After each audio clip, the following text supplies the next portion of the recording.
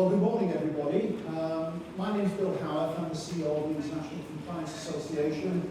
Welcome to you all. It's nice to see so many of you. Please bear in mind with you that in also live stream, so there may be questions that ultimately come in from people outside at the same point in time. The purpose of today really is twofold. One, for people who are interested in compliance, it's about how you access and come into the profession and what the best and alternative routes are for you. And also if you're already within the compliance field, and when I say compliance, I include anti-money laundering and financial crime and CDD and all those areas. The purpose is, how do you progress your career? How do you move on? So that's essentially what the purpose of the day is. The way we've structured the session is that after I've done the initial introduction, I'll be introducing my colleague Becca Dare, who's the Global Head of Training, who'll be talking to you about the anti-money laundering field. What then happens is that we've got a representative here, Chad Lawson from Robert Walters, who are a recruitment firm, and they'll give you a lot of information about the whole area around compliance and how you access different types of jobs within that area. We then move on to giving you some specific introductions around the field of what we call regulatory compliance, and Viri Chown and Jonathan Bodler, who are members of the ICA full-time academic staff, will introduce that area as well. After the break, we will then, Becca again will talk to you then about financial crime, and then there'll be, in fact, we've got representatives or students who've done the course from Ernst & Young to just give you 5 minutes about the experience on one of the courses. And then we'll finish off with some questions. So that's the object of the exercise for the whole of the day. Now, starting off then, I think the very first thing I want to emphasize here is that compliance is a very hot profession at this point in time. I think most people are probably aware of that.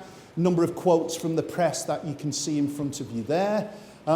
There's no question about it. The whole face of compliance and anti-money laundering has changed dramatically in recent years.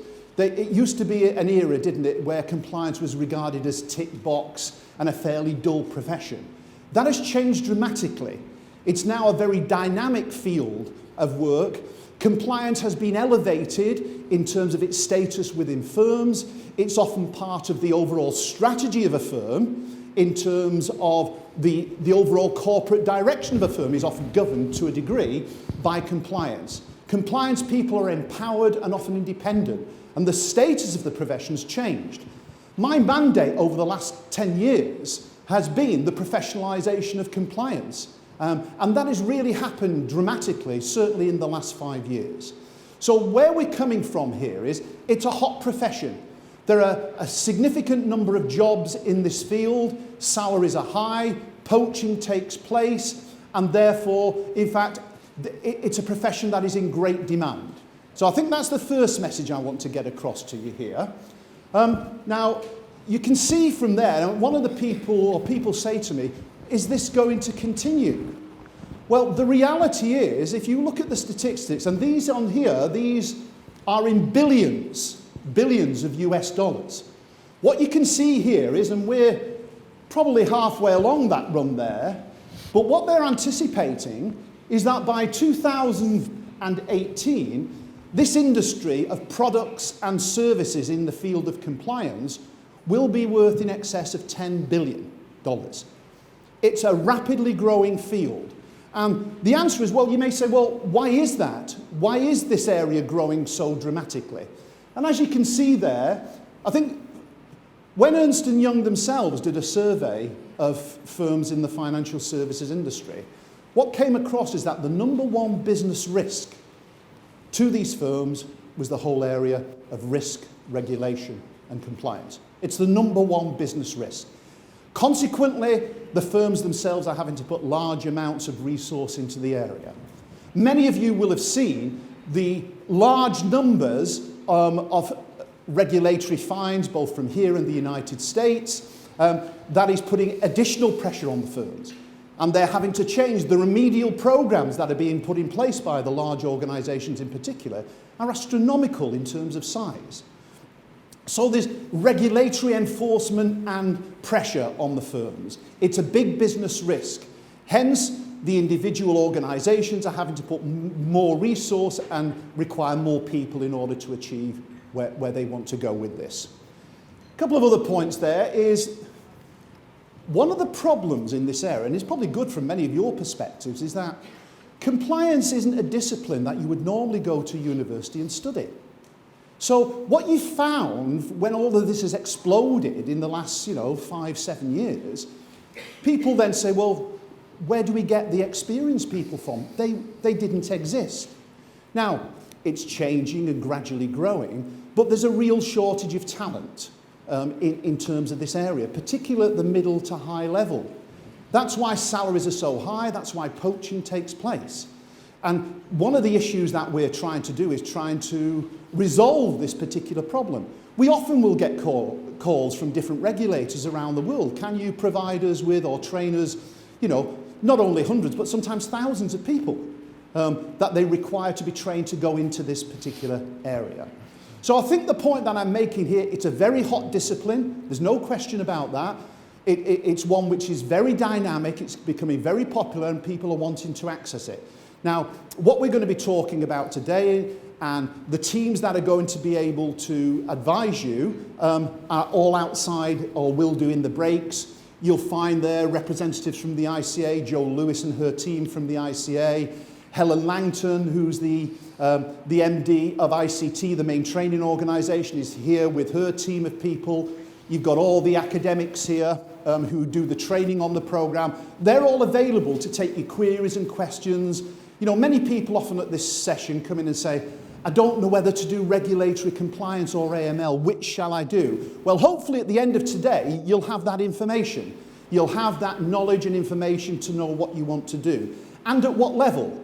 One of the things we're talking about is, well, what level shall I come in? Shall I start with the introductory programme? Shall I, in fact, come in at an intermediate level? Or if I'm experienced, should I come in at the expert or the advanced level? And those are some of the questions that we're going to be facing today.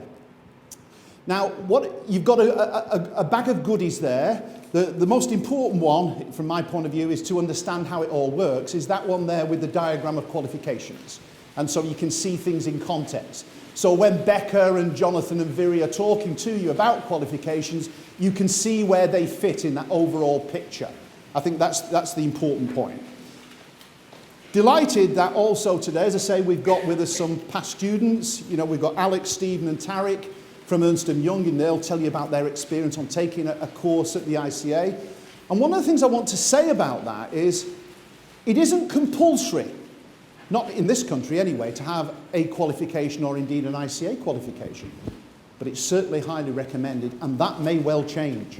Any of you who are aware of the new senior persons regime at the FCA and that's coming in, where there is a requirement that firms are having to demonstrate that their senior people are competent, and also there's going to be annual certification, it's becoming much more important, and hence the real push for qualifications and education and demonstrations of competency in this area. Okay, now ICA, it's been around a long time now, 2002, since I was one of the original founders of the organisation. We've worked since then in tandem with the University of Manchester Business School, who are our quality assurance partners on the programme, and also in conjunction with the British Bankers Association.